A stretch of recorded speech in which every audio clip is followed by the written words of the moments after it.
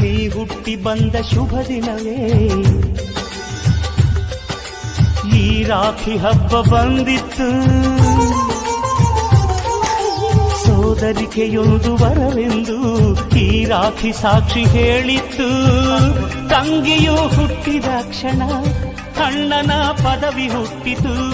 ತಂಗಿಯು ಹುಟ್ಟಿದ ಕ್ಷಣ ಅಣ್ಣನ ಪದವಿ ಹುಟ್ಟಿತು.